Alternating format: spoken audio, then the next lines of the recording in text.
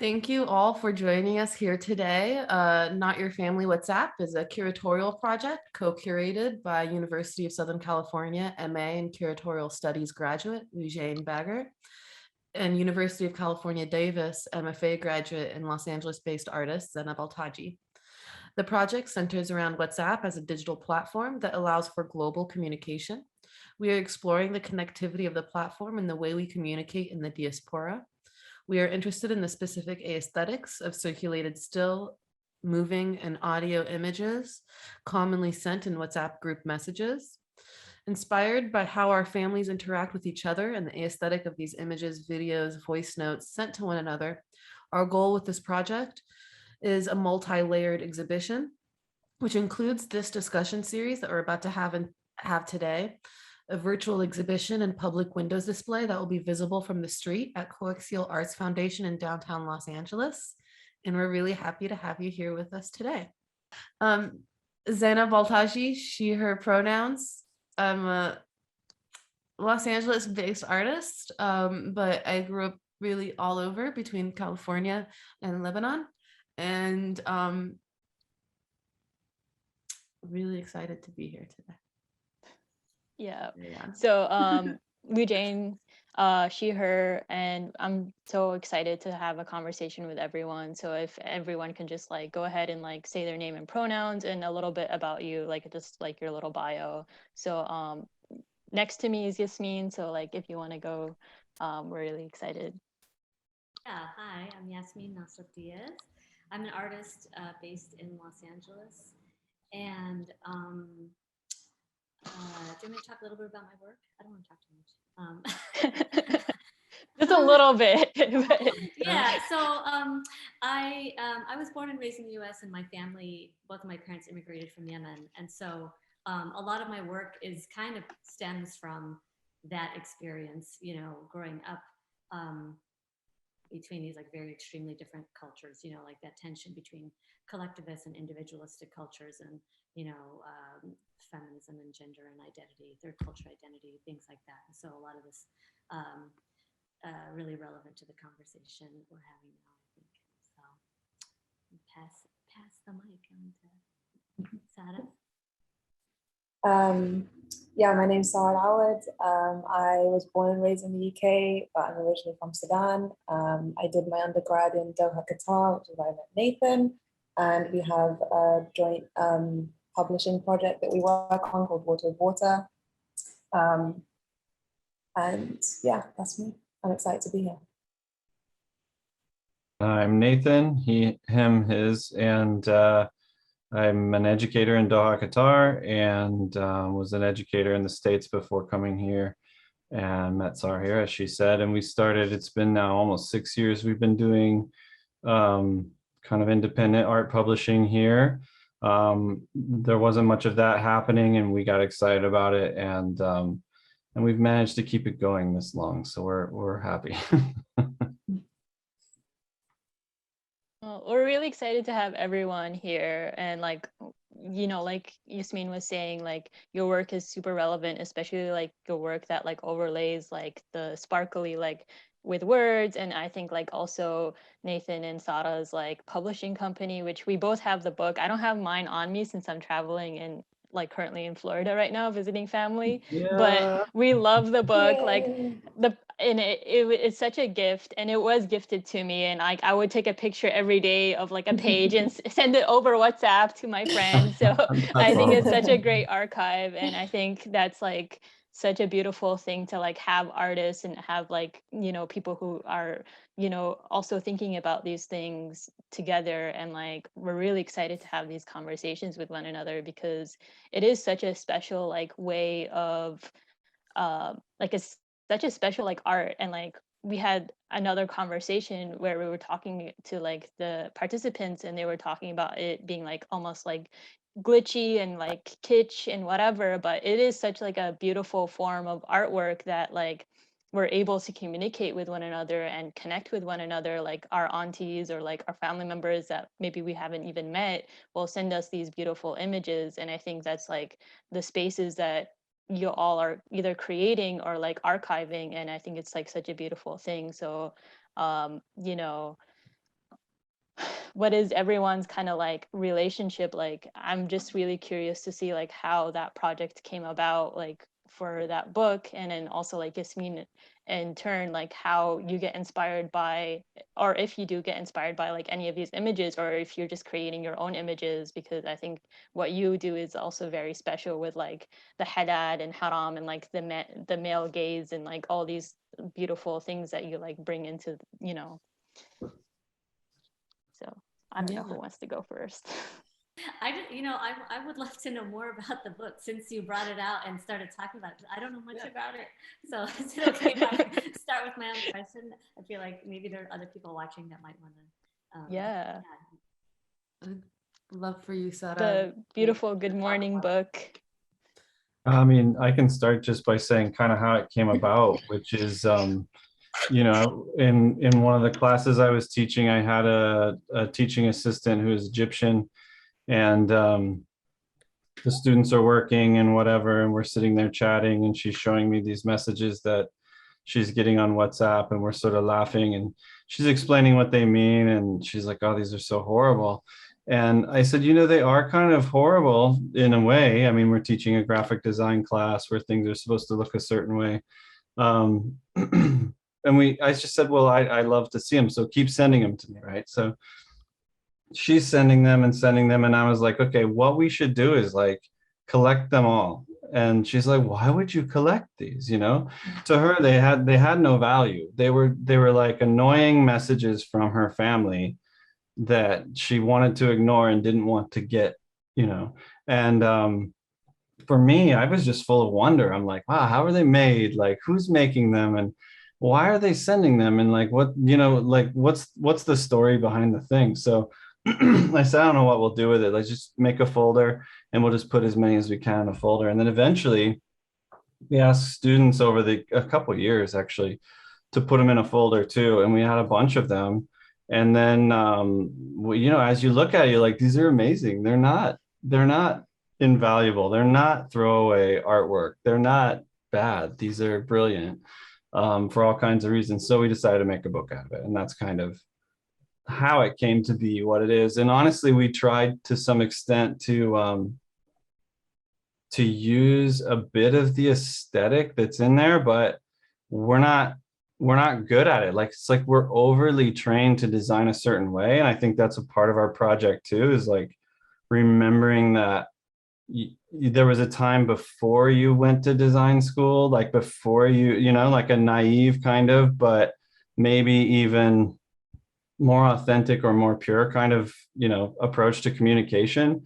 And so we tried, and this is as close as we could get to mimicking and dealing with that style, I think. Yasmine, you're muted a little bit. Oh, I am. Oh, there you go. You're Oh talking. no, there we go. Oh, I was just asking to see a few pages. I'm sorry. Yeah. It's Yeah. what I love about this is that it spans, just like our communication, beyond WhatsApp. We did this before WhatsApp, actually. It's just WhatsApp is just the platform right now that we're using.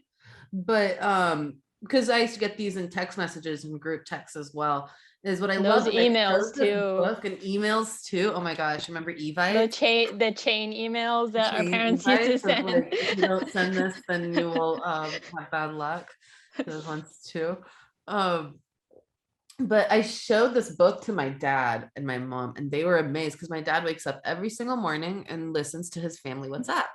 And my dad woke up this morning with his tea, and he listens to the audio recordings of all my aunties like all around the world, and they'll talk about what they had for dinner and how beautiful the moon was last night. And I think that's what we were talking within that one question about how does this really create feed into the culture of kindness or sweetness, because these are very sweet good morning messages. Like, most of the messages, some of them are like political memes and very specific in that way, but a lot of the messaging is really sweetness, because we're not with each other and we miss each other, and we're just really sharing what's happening back home. A lot of my WhatsApp messages are things like this, but also my aunt's breakfast. Like, from home. So she'll have her breakfast of dates and her tea, and there'll be like a cute little still life picture. And they'll be like, this is what I'm having, you know, or their garden from back home. So it kind of goes back, like connecting us to our ancestral land via the people that are still there. And they're sending me like images in the daya with their chickens or whatever. And I'm like, oh, my heart, because I still have an aunt actually living over there doing that. So I think that's where it like that sharing and the culture of love and sweetness kind of gets Yeah, and it's such a unique like thing that a lot of our cultures, like for instance, you know, we're all from different places, and you mentioned that your student was from Egypt, I'm from Saudi, you know, Lebanon, Yemen, like Sudan, and we all still have like these same kind of like images, and where do they come from, and where like, and the aesthetic is also like very anti, like you said, very anti like Western, like very anti, very not typical graphic design that's considered to be well, but they are very beautiful. And also like the messages that they have are just like this sparkly, like, I love you. And you're just like, oh, I don't even like, I've never met you even, but I can feel so close to you. And I think that's kind of like such a beautiful thing. And you even mentioned like all these questions, like who makes these, where do they come from? And like, just like receiving them is just like so special. And I think that like a lot of like, thank you for the book, it's like such a special thing, and it also like helps us connect to one another. Like literally we'll be taking pictures and sending it to like my friends and be like, yeah, good morning, like and it's just like this really beautiful thing. And likewise, like I think Yasmine is also like creating these things in like her own way, like in her art practice. And I think that's like really beautiful, and that's why we wanted to put you two together, like to have this conversation, you know. So I mean, I think there's a lot of questions and a lot that's been said. So whoever wants to like feel inclined to like, you know, answer or like talk about anything that came up like while we were talking about these things. Actually, it's this these kinds of messages make me think of a couple of things. One, you know, um, I grew up before WhatsApp and the internet, and like a lot of families, you know, who migrated, my family used to record cassette tapes, you know, messages back and forth with our family in Yemen. And, you know, I was talking about it with my sister. Actually, I recorded her talking about it for a project, but, and she was describing how the tapes would start. And they would always start with these extremely lengthy introductions, you know, and oftentimes this is from family members who've never met each other. So like, you know, my grandma might be on the tape starting to talk about me, and then, you know, saying my extended long family name. And then after that, following it up with like, you know, comparing me to, you know, you know, like, you know, this, the wind, the sun, and these really long, beautiful, poetic and effusive introductions and messages, you know, like just to describe that the love that they feel for the family that they're not with. And I feel like the aesthetic of these messages are kind of to some, you know, Western eye, like a trained, you know, I might say these are gaudy or whatever, right? But I think they're kind of an apt visual translation of how we express affection for each other.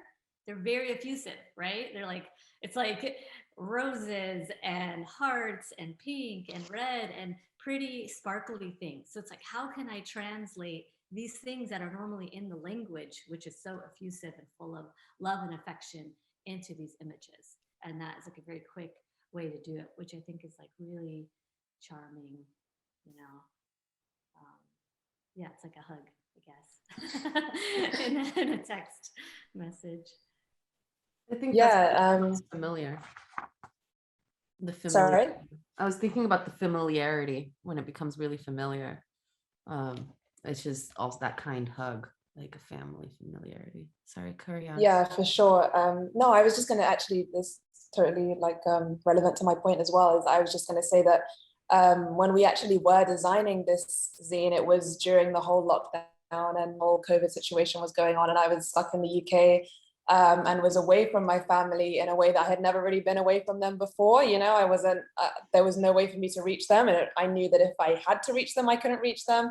And I remember, you know, we were designing the book and designing the zine at the same time, and it was like a really big, just kind of, it was kind of emotional, because it was like, you know, remembering all these things. Like my mom sends these messages all the time, even though we very rarely respond or whatever. But in that time, like they really meant a lot, and to go through them and to see them and kind of be reminded of that, it was a really nice reminder. And I think even when the zine came out, a lot of people are relating to it for similar reasons, you know, because we had all gone through that period of being separated from each other. And it was just like a big hug, I think. Yeah, and I think the interesting thing that I tell a lot of people, that Zeina and I actually had this idea before COVID even happened, that we were working on this project for like about like 2 years now of like WhatsApp, and then like COVID happened, and we're like, this really like facilitates the point of the communication and the digital communication that we For sure. have. And like our focus isn't just on WhatsApp, but it unfortunately, like it's the thing that like our parents know how to use and our family members, because they're not going to go on Signal or this and that, you know, and it is something that can be used internationally. So I think that's one of the reasons that we have it. But it is very like, my mom will send me like these GIFs and like these beautiful like things. And I think that's like a way of showing affection. It is something that's very familiar, that like, even though we're from different places, that's the way that we connect. And I think that's like one of the beautiful things that we're trying to like really focus on, because if we really think about it, like WhatsApp itself is owned by like Mark Zuckerberg, and that has like its own like, you know, thing, and like the way that it's being like surveilled, and also like, you know, not properly encrypted and this and that. There's like a lot of, but then there's a lot of beauty of the way that we connect with one another, especially during these times of like lockdown and like heartache, to like have that kind of like specialness. So that's why your like zine was like so special. Like Zeina and I like were like, yeah, we need to get this and like gift it, and like, you know, it's like really beautiful. So I think for us, I love to hear that, you know, like that it's special to you. But I think there's a few things there that are also like, there's a lot of there's a lot to unpack in images like this. It culturally, of course, and as you've said, but also like when you think about the way that and I don't think everybody treats it as a warm embrace, you know, and that's like a lot of the young people that we see getting the images don't appreciate the sentimentality that's there.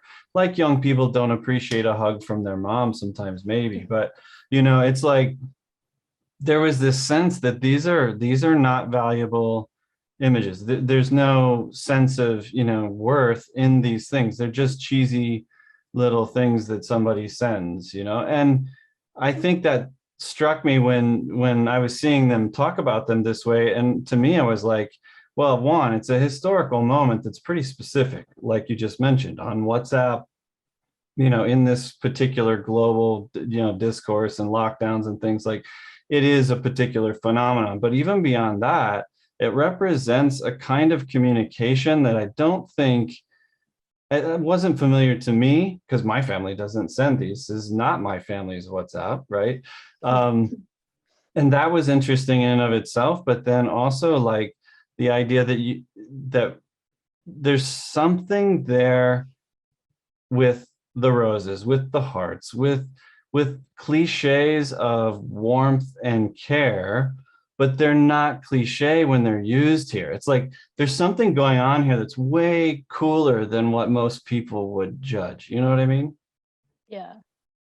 Like, No, I I think, yeah, so go ahead. well, I was just gonna say, like, people, we when the book first was out, there was a handful of people who like to give us a hard time, and good for them, because you know they keep us honest. But they were like, no, I don't know. Is this ironic? You know, are you making fun of these? And it's like, no, but all the people who were in our sort of tight community there didn't appreciate didn't appreciate the artwork in the way that we did. I don't know. Sorry if you can explain that better than I am, but for us, it's not ironic. It's like genuine. It's fantastic.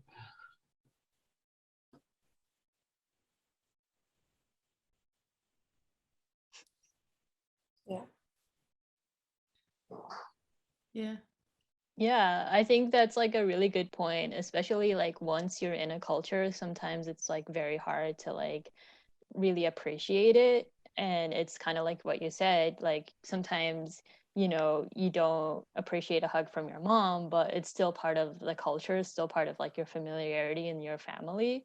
So I think sometimes like once you're in it, like it's hard for you to like disassociate from that and like think about it from a different perspective, while like families that like, are really like focused on like being apart now or like have that space can really have a different way of appreciating it. Like when Sarah was saying like how she didn't like really care for like these messages, but once the lockdown happened, she kind of like appreciated her mom's messages in a different way. And I think that's kind of like what your book is doing. It like really helps you focus on things that you see every day in a different perspective. It's kind of like, the a urinal in the museum is different way of like looking at it than it is when you look at it like every day. And it's kind of like that's the thing about like art. And I think there's like a special thing about it, and that doesn't mean everyone's going to always appreciate it once they're in it, but I think it is still important to like be talking about these things. And like there are just like so many layers to it,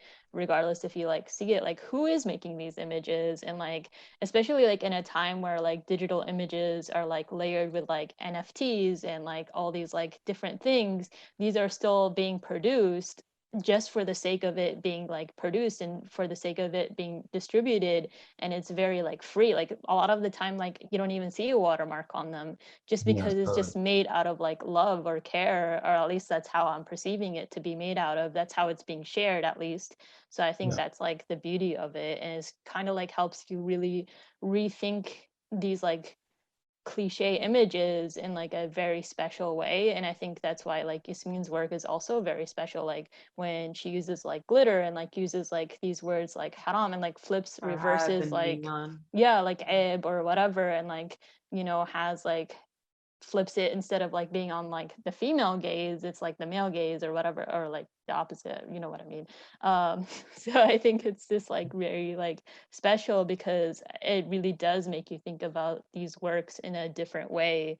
And I think that's like your book does that, and so does your art, Yasmine. So I think like it's very, you know not everyone, like sometimes people are gonna be haters and that's okay. Like Well, and I think so. I should say that like I don't get a lot of these messages, like, and I think like I do from my family, but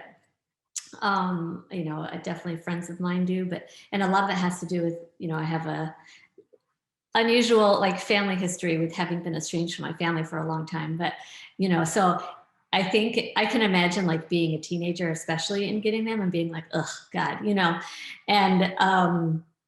and it's just thinking about like generational difference, and then just like difference in culture, like the kind of things people might send to each other, like when they're first generation or second generation, just the things that translate. And so I think that has a huge, that's a huge factor in like who's making them, like where they're coming from and who chooses to send them, kind of thing. And so it's like when I first started to see them, which is like I think probably a few years after they were like being circulated, I had a different kind of like awareness or detachment from them. And it's like I understand like what's going on here, but like I think it'd be a very different thing to be like maybe inundated with them. And also just thinking about how like to me it feels like the kind of thing where like we can like vent about to each other, but if like an outsider is like poking at it, I'd be like, watch what you're saying, kind of thing. So yeah. Anyways. I would yeah. I Sorry, would go on. love to discuss how through this we're able to communicate like through generations. Like so like when I was going through this image with like my father's in the 70s versus a cousin who's like 12, using the same images, it kind of it spans that communication between generations that you don't really know what to say. Especially like every time my mom would give me the phone, be like, talk to grandma, when I was younger, I'd be like, I don't know what's that. Hello, Tete, Fifi. And it's like we've never met them. They're so far away. There's very little to say other than I love you. never met you, but you're my family and everything. But this gave us more to share with each other. Even They though all do that. I feel like all our family. Why do they do that? They I just don't put know, the like, phone. put the phone at my ear and be like, talk to your aunt that you've never met, or your cousin that Hello, lives in I'm doing Australia. okay. And I'm like, hi, cousin. I hope your life is good. Australia sounds nicer than America. I'm just kidding. But I just started to think like, do I do that to my children? And are we doing that now? Kind of, but now they see the face too, so it's a bit different, It is. than when you were on the phone like that. But yeah, interesting. Yeah, But and the book can connect people, and a lot of the people who are buying it, who are generally, hip young people who are interested in the visual language and some of the cultural aspects, but then they take it home and like, oh, I showed this to my mom and she loved it. And I mean, we dig it when it goes across generations. Like it means there's something kind of like that it's correct somehow, and that because there's not a lot of art the digital art that's doing that. And so like it's also super anachronistic to put digital gifs and WhatsApp messages into a book. So yeah, maybe that helps it go like become authentic too. It's like, oh, it's archived now, so it matters. But yeah. No, I think it really does, and I think that like you're only going to like people will just appreciate the value of it as time goes on. Like that is going to be probably a very unique kind of relic, 10 years from now, 20 years from now. especially since there's only like 150 edition. That's right. That's right. Amazing. So it's I need to get definitely one. archived in a very also Well, fine art way as well, that it's accessible to everyone now, but eventually like it'll run out of copies. And then Yeah. which counteracts though the WhatsApp, that like even though there will be a limited edition, I could point to any page and be like, I sent this one to my auntie, or my auntie sent it to me like 4 years ago, and it's still circulating. It's still circulating. Totally. It still is. So like I could point to a few of these, and my dad would say, like, my dad just sent me like, I think this one, because it was so funny, of this kid. So even though it is archived and it seems like it's this moment in history, they seem so timeless at the same time. Like, I don't know when these were made. Like, they could have been made like a decade ago and been sent over email, and now they're being sent over WhatsApp, but it's still a similar thing. And yeah, I don't know if that is something. And they're still being made too. So I think that's like the interesting part of it, that like they are legitimate, like with or without a book. But I think, like you said, a lot of the time, like in graphic design or Western art history, like at least my perspective of like being an art historian, like a lot of our art that is non-Western gets like labeled as like primitive, or like that, or like naive, or like that's less than. But like having this book and being like, no, it's not in an ironic way, it's actually like archiving and like having these like very special moment that like maybe in the future, like people will go and be like, oh, this is so special, why wasn't it like archived? And that happens a lot of the time, or it gets appropriated by like Western artists that use the same aesthetics. So like this is kind of like really honoring, like, no, these like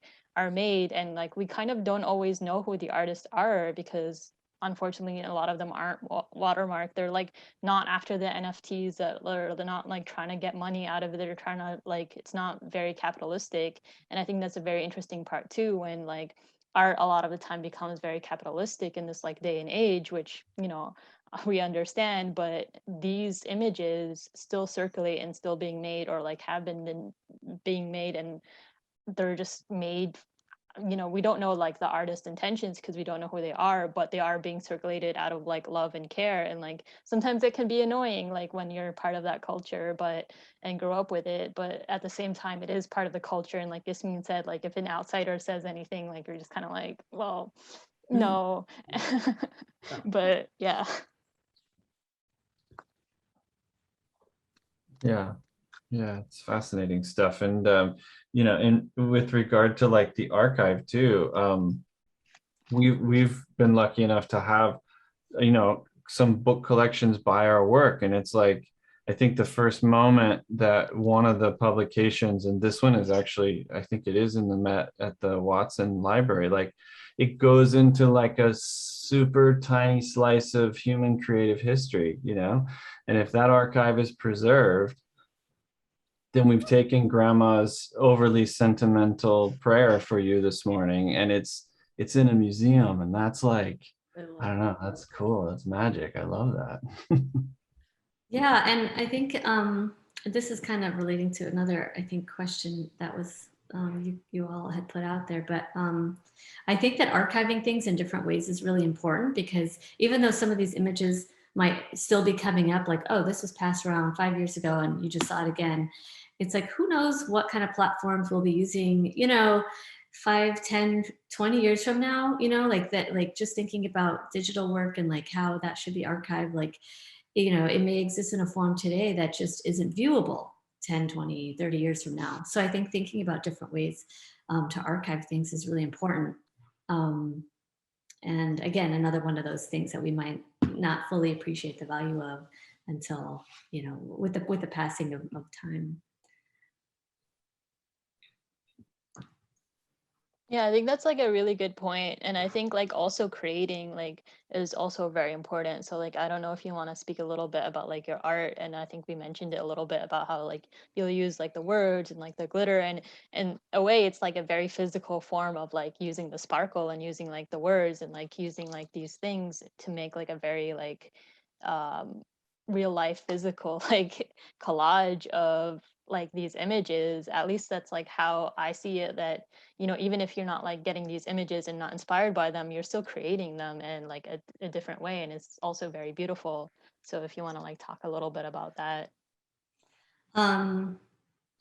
Sure. I mean, I could let's see, you mentioned the haram ones a few times, so I guess I could That's just talk about those. my fave. So I'm thinking of the haram collages with the men, the male, bodies, which feel a little meme-like, I guess, to me. And I started making those in 2016 around the time of the burkini ban in France. So it was like that summer when some beaches, I think in the south of France, were, not allowing women to wear the full burkini, bathing suit.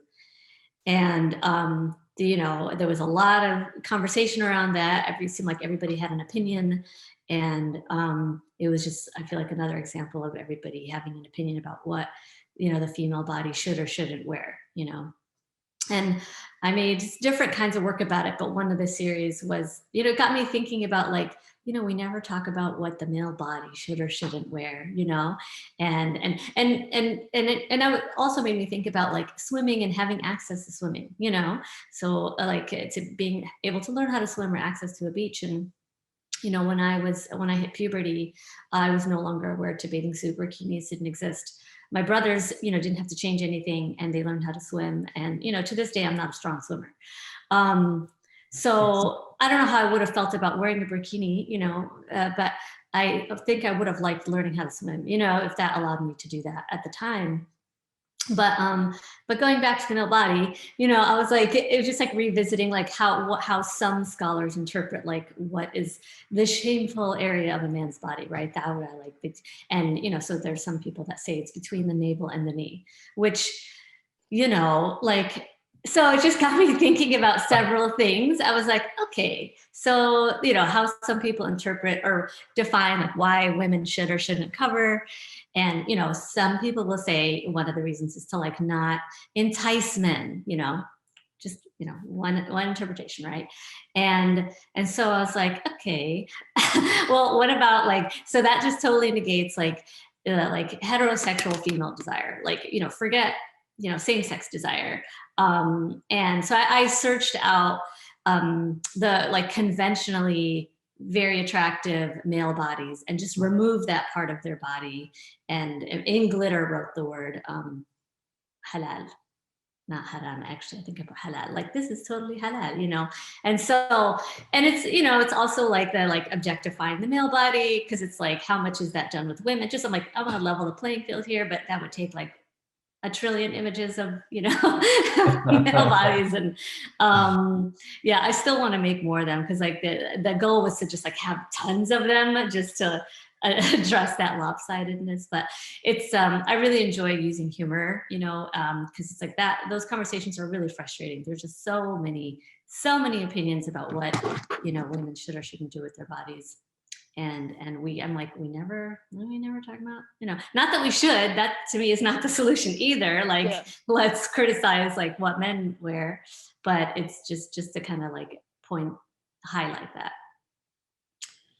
Yeah, I thank you for speaking about that particular series. I think like that is still happening in France in a lot of places too, that like, there's an inequality, unfortunately. So I think that's like why I brought up that series, because like these things are still relevant, and like you are creating things that are like social commentary, but then you also like have the gambia, which is like the traditional like dagger for Yemen, and you have that like in sparkles, and that also reminds me of like the aesthetics of like these sparkly things that get sent out. So it's very cultural, very like beautiful images, and then like using the words where like, for instance, like you'll have like good morning in Arabic, and you'll like use like these very culturally specific words like halal or like aib or whatever, and like have that. So I think your practice really does embody it in like a physical sense, and I think that's like really beautiful. So thank you for speaking about like that series. And like likewise, like I think what the book does is also like highlighting it, and I think that's like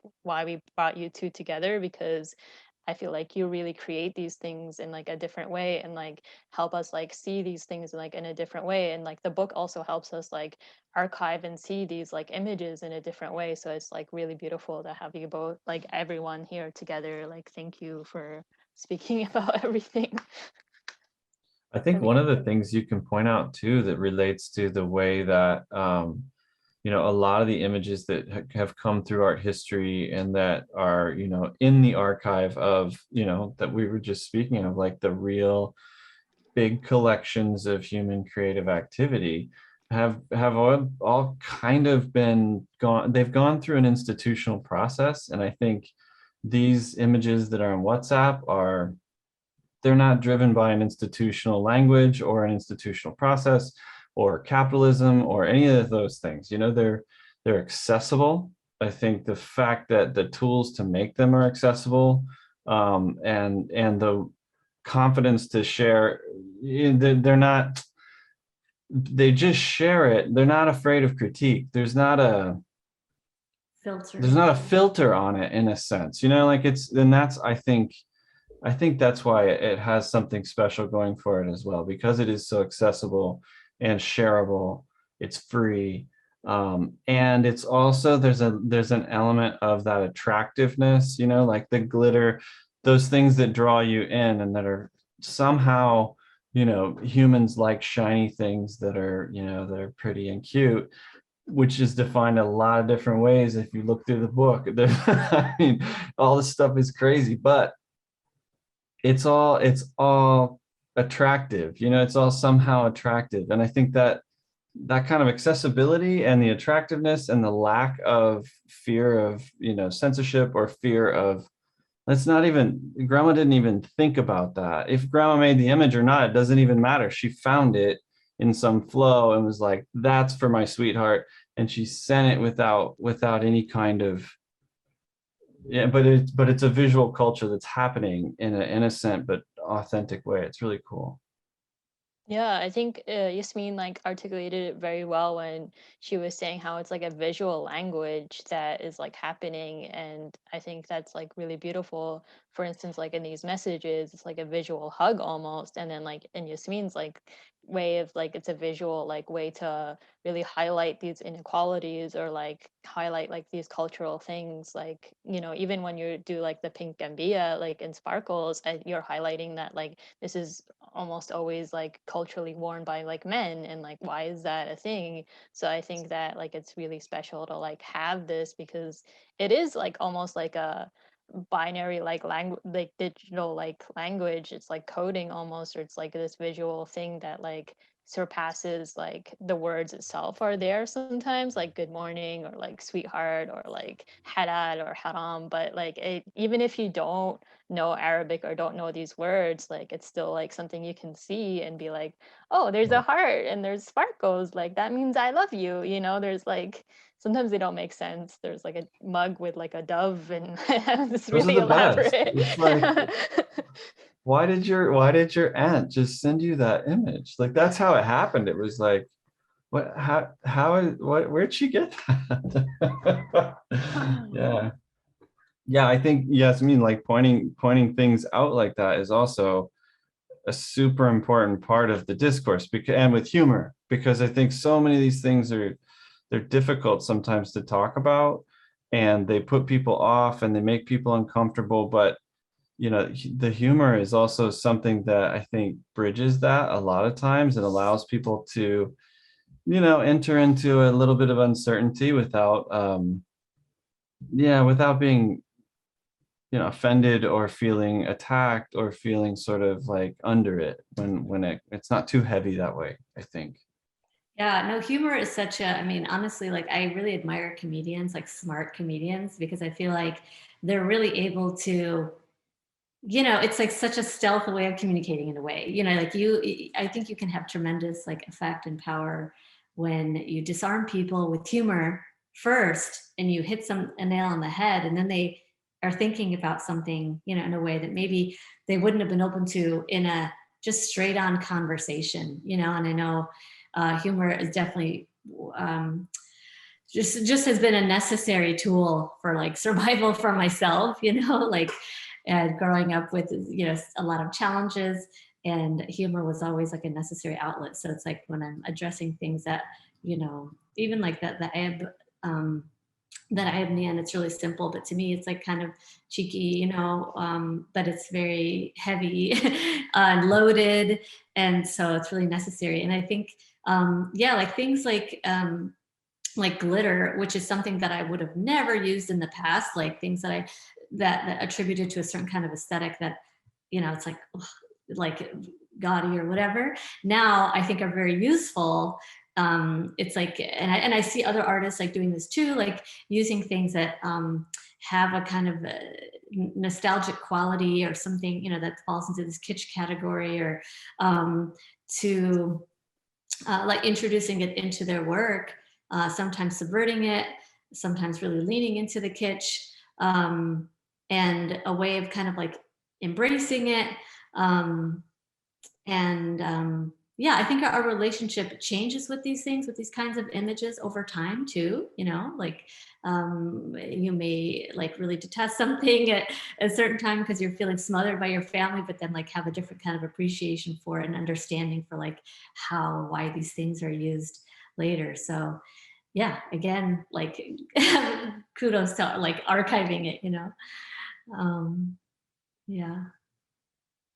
Yeah, I think you touched upon like really like interesting points of like having the digestibility of it, and also like the safeness too. So a lot of the time, like the way that you're able to communicate through comedy or like through like things is like more politically safe, or like more safe for people to like digest because they're like, oh, that's cute, but it's also like has all these like different layers to it. And I think that way we communicate through WhatsApp also like has that, there's like the sweet tenderness part of it, but then like Zeina said, there's political memes, and that's like one of the ways that they can like send these things out in a safe way, so that way they like, you know, it's not through text, it's like a visual image.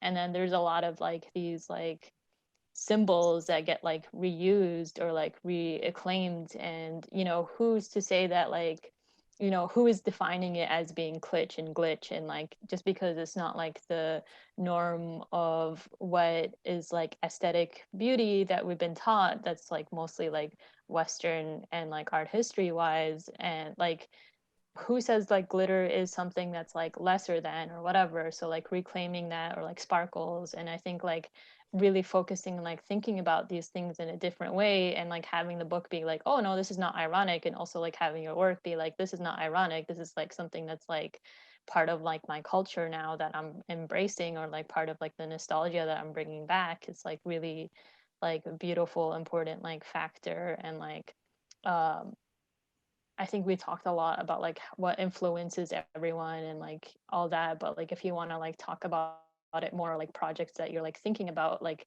now that we're like talking a lot about like these shared images, like how does that like relate to you, especially with like COVID that like happened, like has that like digital communication like influenced you in any way, or is it like kind of like put you off, like Nathan was saying, like, oh, I see this too much now, like I kind of like want to have a space from that?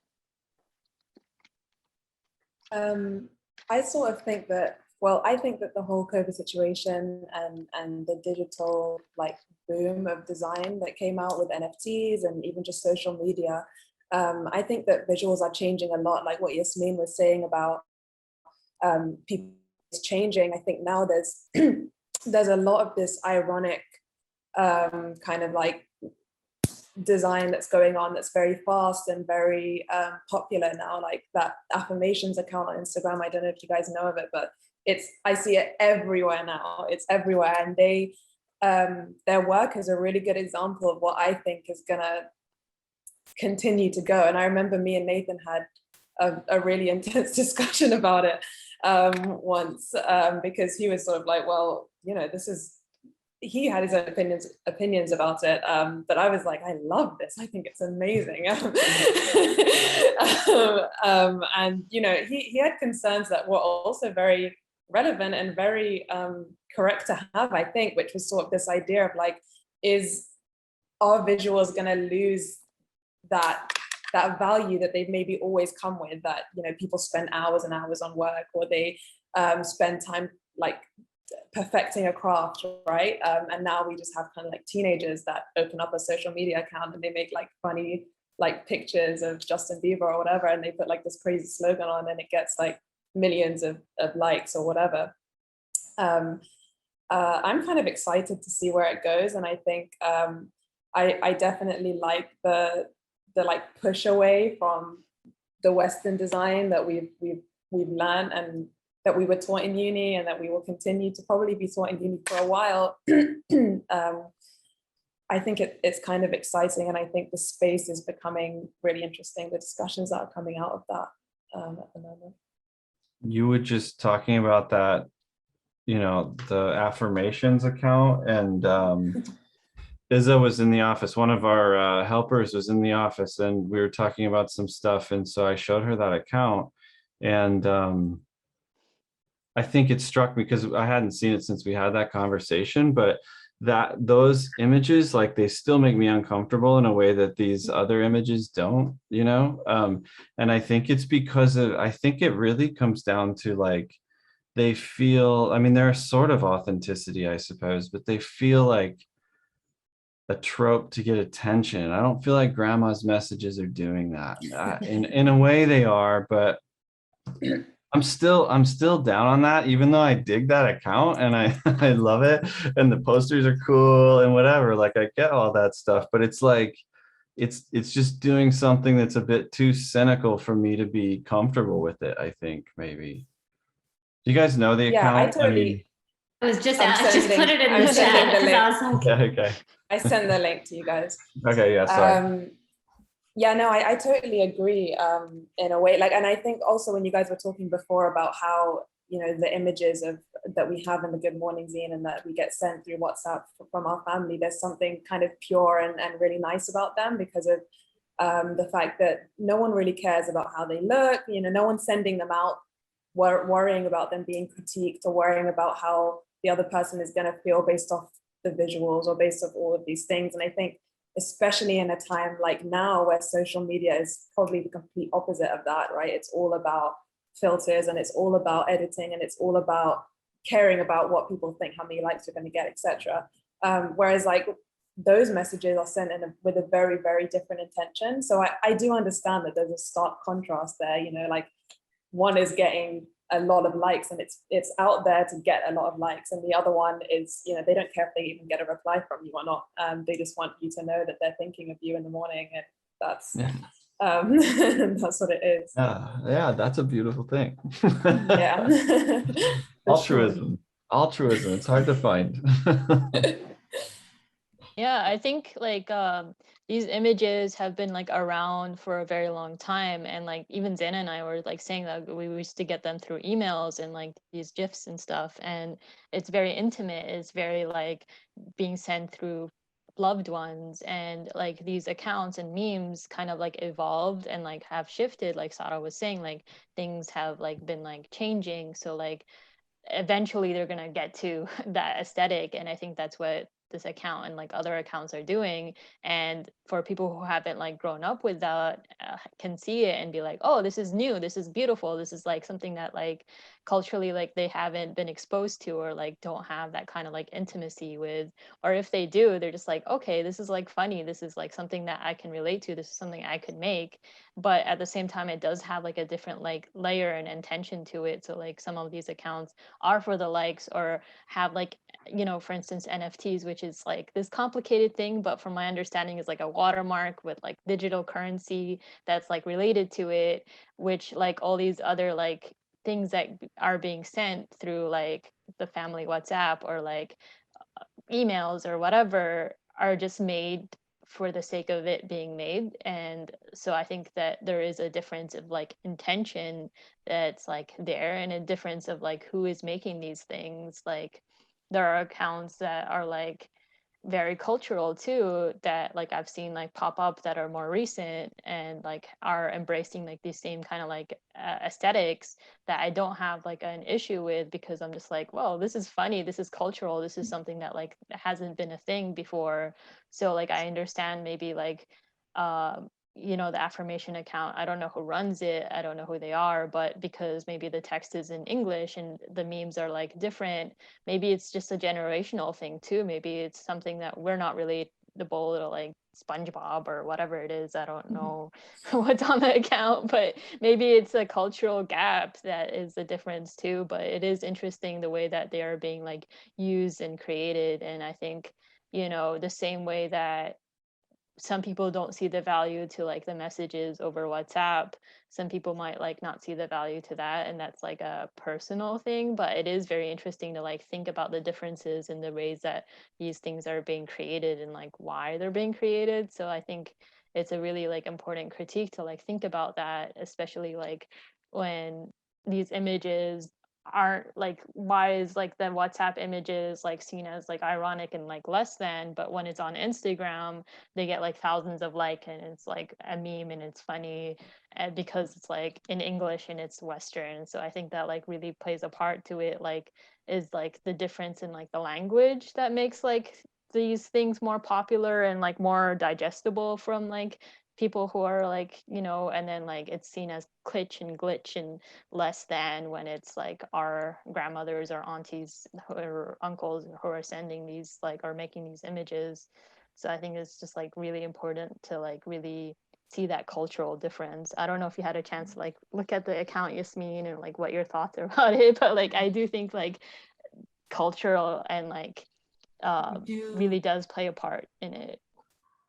yeah, we do have a language of love with this aspect, but we also, on the flip side of WhatsApp and communication, a language of sarcasm. We're pretty sarcastic with our jokes too. So we may be, they're like political memes or whatever, but they have a lot of sarcasm in them and wittiness and humor to a lot of the things that we do. So like even within the cliche, there's like a wittiness to it that grandma's even doing too, and our aunties are doing. So I don't know if that like carries to the dissemination of it to even go through a wider net um in that sense. I don't know. I was just pointing out that With an part. awareness, That you we're think really like, sarcastic, and we like yeah, the affirmation is so sarcastic to me in so many ways. The affirmation ones where it's like yeah. affirmating, but at the same time they're like really funny, and then it goes along with this stuff. Um, so there is like an access point via humor, like Yasmine was saying, and sarcasm to talk about the heaviness of us being separated from each other, um, literal disaster and buildings crumbling around us and all of this shit's like happening around us, but then we're still making time to send our like good morning WhatsApp meme. Um, although the world is crumbling around us in some cases. So I just think that there's that like light in the yeah, that makes Yeah, sense. I don't know if I wanted to touch upon that. Yeah, I mean, I think what draws me into, and it's not just this account, I think this is Yeah. maybe one of the most popular, but there are a lot now, and they're constantly, like, I feel like every day there's a new one. And I think what I like about them is sort of the irony, you know, like all of these affirmations, they are something that, especially in our generation, and probably even more so like in younger people, it's been very emphasized, and especially during the whole COVID thing, you know, there were so many TikToks about like, oh, you know, manifesting and affirmations and how to speak things into existence, and everyone is suddenly becoming very spiritual, and you know, all of these things, and the fact that all of these, you know, affirmations are up there, but it's basically just a way to say that we aren't any of these things. Like, I'm looking at it now and it's like, I'm not going to have a panic attack at the first day of school, but it's like, that's what everyone is going to do because everyone's liking this post, you know. So there's just a very strong sense of irony. And I think I'm just excited because I think that this is a pushback from you know, traditional Western design. Yeah, the language is in English, but there's also a lot of Arab accounts that have always been doing this, and are still doing it. Some of my favorite are the Islamic ones that I follow. They're just crazy, like crazy stuff that I see. I'm like, wow, like I never would have thought of that. But yeah, I think that's what gets me excited. You know, I think it's been such a long time of like, you know, like old Western men who have very, very strong opinions about things and will get very mad over like small details that are visual. And it's like, these things are just kind of like a slap in the face to them. It's like, no, like we want to change it and we want to go a different way. And I think that's what I'm interested in, and why I appreciate them. But I do understand that there is like a sense of, I don't know, it's kind of superficial, and it's kind of quick in a way that social media, I think, always has been and always will be. But yeah.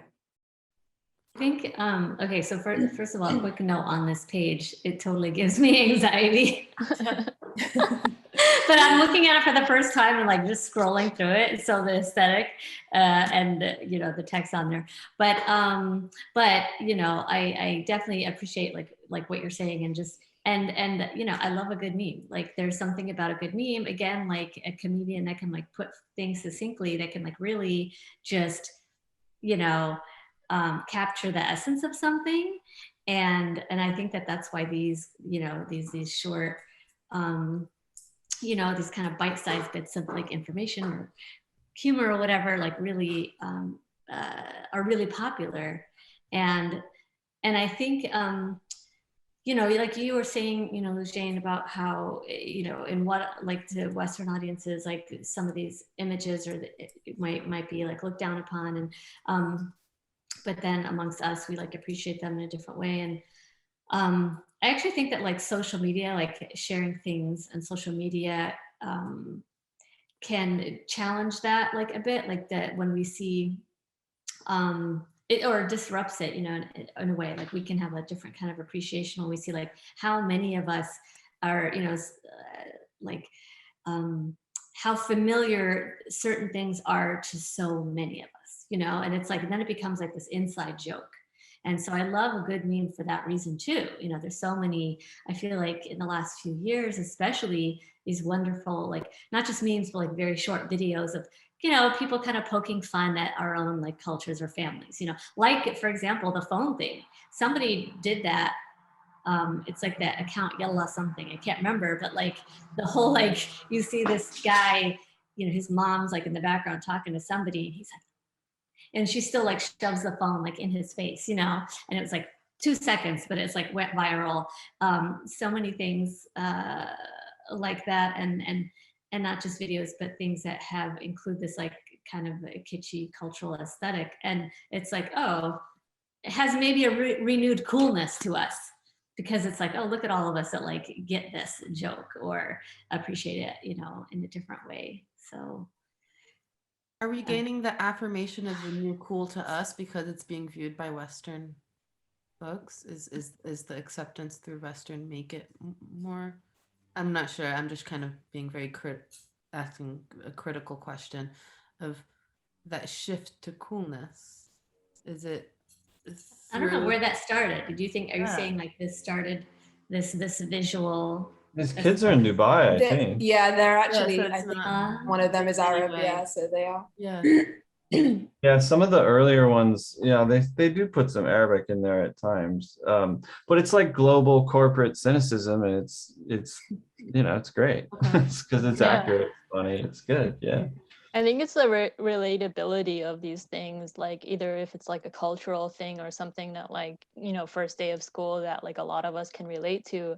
And I think that's what these images do is like whenever I'm trying to explain it to like folks that, are from the culture and be like, yeah, those images that you get from your aunties that have spark, and then they're like, you don't have to tell me, I have a folder of them, I know what you're talking about. And I think that's what it is. And I think that's like, it's just becoming more popular in Western, like, it disrupts it kind of with social media to be able to like have it more popularized and more seen by like viewers that are Western or viewers that are not, part of like these like, like Nathan, you were saying like your family doesn't send these images, but so it was so new to you. So I think like having social media and like having like people who might not be exposed to these like images, but then also have this familiarity, I think it's like a different way. Like maybe we don't appreciate it, and like because we don't have that relatability of like first day of school or this or that, but it's becoming more popular because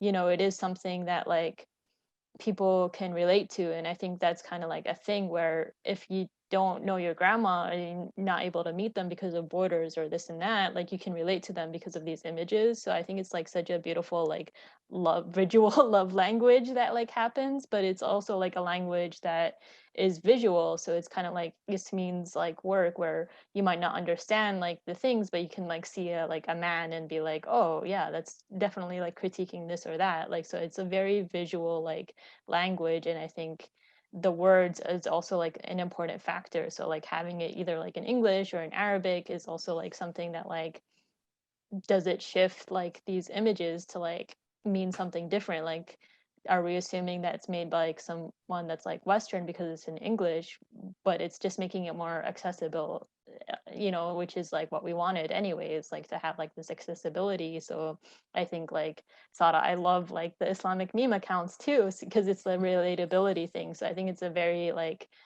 thing of connectivity, and that's like something that we talk about a lot, like having that connectivity. So like, does it make it a different like kind of vibe or feel that now it's being like shared? And what is like, are we feeling disconnected almost because it's being like shared so constantly and like not as intimate? So I think maybe that's the uncomfortableness that you're feeling, Nathan, maybe. But also like, I'm not like a graphic designer, so I don't have like those kind of like aesthetic like things. No, it's not that. It's not the aesthetic for sure. It's the because I'm with Sarah in the sense of like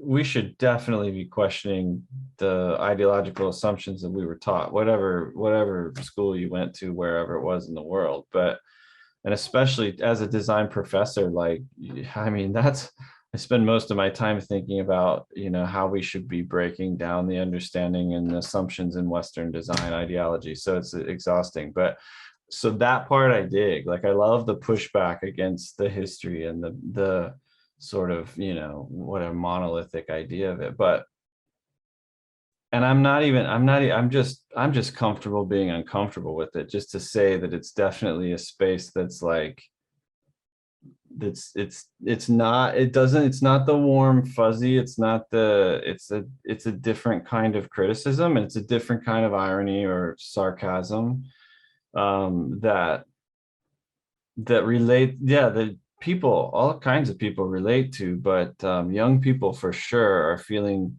a sense of disappointment with the promises that the generations before them were giving them, more or less. And that's cross-cultural too, to a great extent, I think. And it should be a little bit, it's dark. I mean, it's dark. The meme account is quite dark, and but it's packaged as corporate, it's bad corporate advertising, but it's stock photos, and it's all the things that that advertisers who think you're stupid were doing to you as a child, and now you're putting it back and you're saying, I'm not stupid, and in fact I'm critiquing the thing you told me I would have been happy with.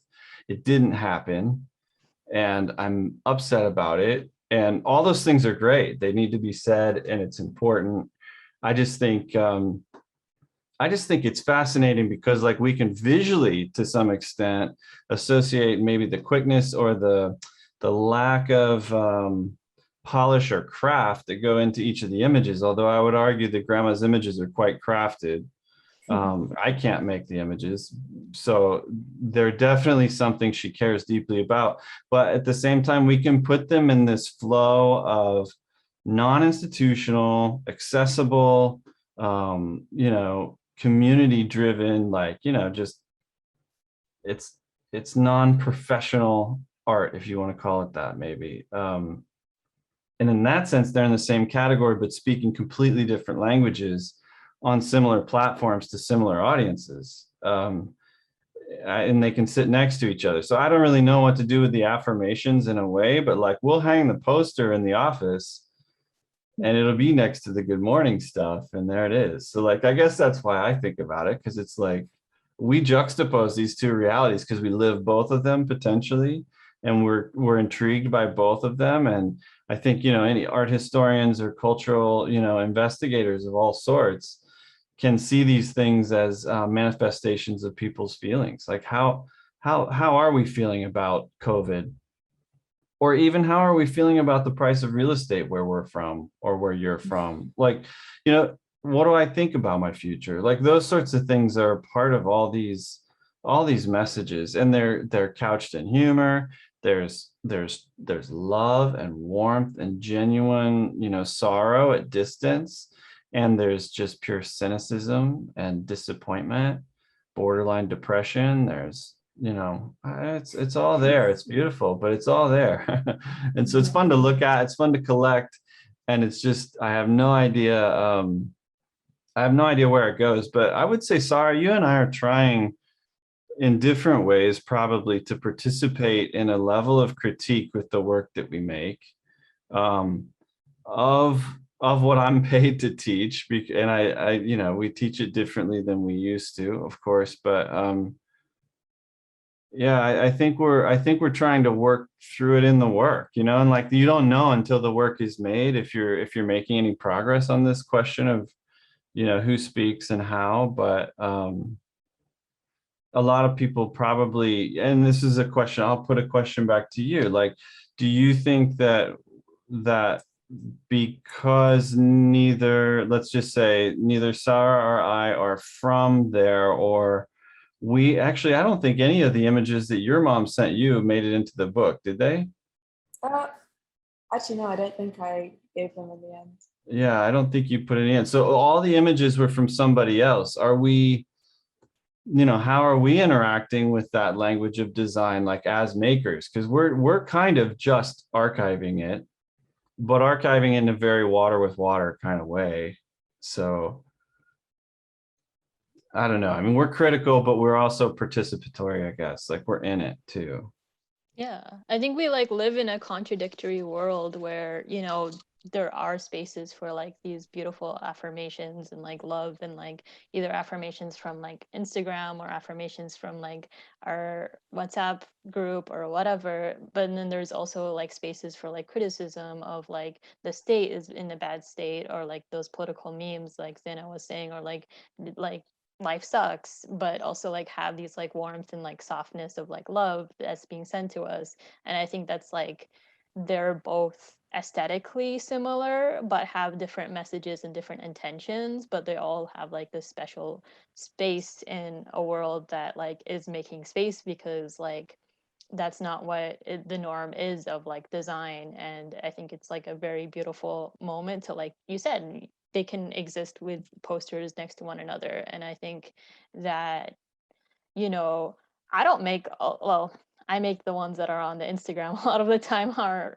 not your family WhatsApp Instagram, but I think like the ones that are get sent to me like through my mom or like this and that, like I don't make them, but I still share them. And I think that's like the beautiful thing, that like you can still participate in this culture without like making like these images, or like if you're an artist like Yasmine is, like you are making these images and making space. So I think there is space for being a participant and being like also a creator, which I guess in a way I am, because I am making the ones for our Instagram. Shout out to me, but you know, it is difficult to like, it just comes naturally to me, I guess, because I'm not trained in the way that like you are. So I think that comes like in a different way, that I'm able to like just go on my phone and make these images and have it like accessible. So I think like that's like something that comes more naturally to me than it might to you and like Sara, who like are trained in like these fields. And then like Yasmine, like it's making these things, but like in a physical way. I don't know if you have any digital work that you also like feel is similar to what your like physical aesthetics are that are making these things. But I think it's like interesting that like there are like contradictory things that like happen, but they can all exist and they all have like this importance. Yeah, I think first of all, my computer might die at any second. I'm so sorry. I left my charger in the house and in the studio, which is a bit far. Sorry. But I was just gonna say, I think I personally really appreciate the honesty of being like an observer and a participant, you know, like I feel like more artists, more like, you know, marginalized people, marginalized backgrounds, like first, second generation and so on, like me, or people who inhabit third culture identity, that are like sort of processing in real time the complicated nature of holding these different identities, right? So it's like, are you criticizing, or are you, you know, and it's like, it's not a binary thing, you know. I think we're constantly re-evaluating and negotiating our relationship to these things. Like I know that, like, you know, like I was saying about using things like glitter, it's and you know, like for example, like race in the West, and being like taught to maybe think of appreciating more minimalist, you know, curated, like a kind of art, or, you know, aesthetics.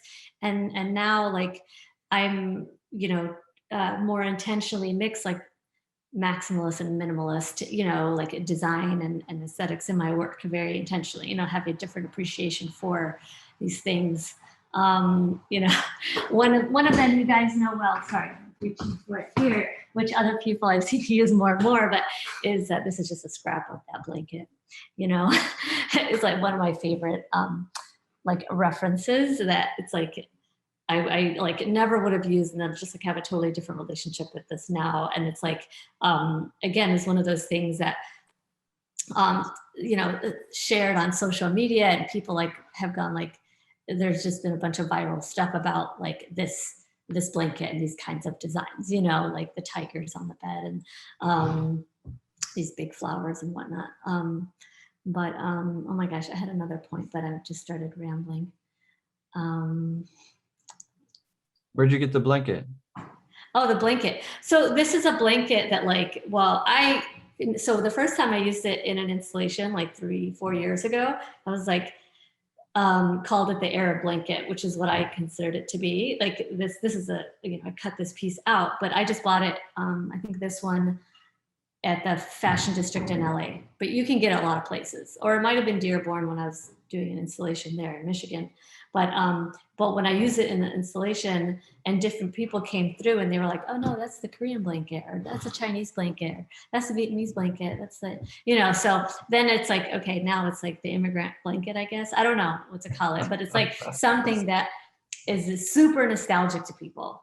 Can you see it? Sorry, I can't see myself right now. Yeah, we can see it. But it's those fuzzy, minky blankets. But I feel like it's a good example of one of those kind of like kitschy, you know, things that like now people have like, because of the conversations that I've seen, like people have just have maybe not a different relationship with it, but it's just like one of those wonderful things that has gone around and yeah, I don't know. There's this wonderful connectedness that comes about with when there's a shared, very imagery that like really hits home, you know, something that we may have thought like, oh God, why do we have those? Like, that's so, you know, like we should just have this like, you know, beautiful comforter or whatever, like that we see in all the brochures and stuff. And then it's like, oh, here's this thing that like is just so nostalgic to so many people, you know, and it's like this inside thing that makes you kind of, I don't know, proud in a different way, I guess, or just, I don't know, connected. Yeah, this global relatability and connectiveness to like this thing. And I think like just like the blanket, like the images wrap you up, and like, you know, either if it's like this new kind of like aesthetic of being on Instagram, or this like very intimate like way of relating to the images, it is something that's connective, that like different people from all over can relate to it. And I think that's like a really beautiful point. And to wrap it up, get it, like blanket wrap up. But since your laptop is dying, and also like we want to wrap up, like, so if anyone has like any last minute thoughts, I don't know if you want to go first, Yasmine, just so we can get you before you like laptop dies. Disappear. Yes. No, there's so much here, and I really appreciate this conversation. And you know, one of the things that we didn't touch upon that I thought maybe we would talk about, not to like start a new thing, but just as like the different ways, like something I'm really, really interested is like the different ways we communicate, like the different kinds of WhatsApp groups, you know, that we have, like what we share with our family or routine peers, you know, like-minded peers, like that is a whole another thing, you know?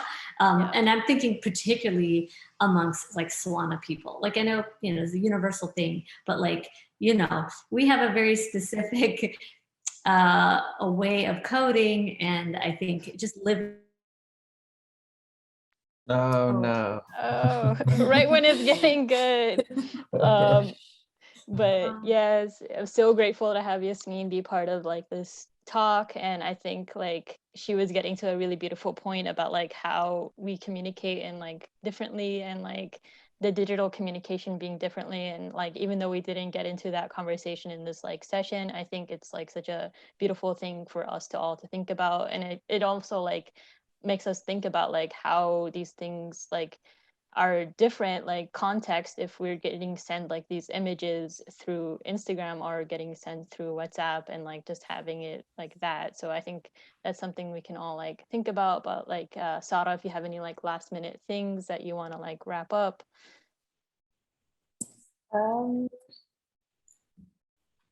I'm just really glad that we had this discussion, and I'm excited to see what comes out of the work submitted for the exhibition. And yeah, thank you for having us. I don't have a lot more to add, to be honest. I could talk for days. We continue. We love to hear it. We love to hear it. We'd love to have more. Nathan, if you have anything to add, any last minute thoughts or questions before you disappear like Yasmine did. Well, I think it's interesting, like to hear the different perspectives, and you know, this kind of discussion is sometimes a little hard to have here somehow. I'm not sure why, actually, as I think about that, but yeah, it's good that you got us all together and to talk about this. And I'm sure as you show the book to people, I hope that you get asked all kinds of interesting questions, you know, like that the artifact has some sort of, because it's been collected, it becomes something that's kind of does something in addition, like it's value added by putting it into a book. There's value added to the original message too. And I think it's super cool that you dig it so much. We're real glad you do.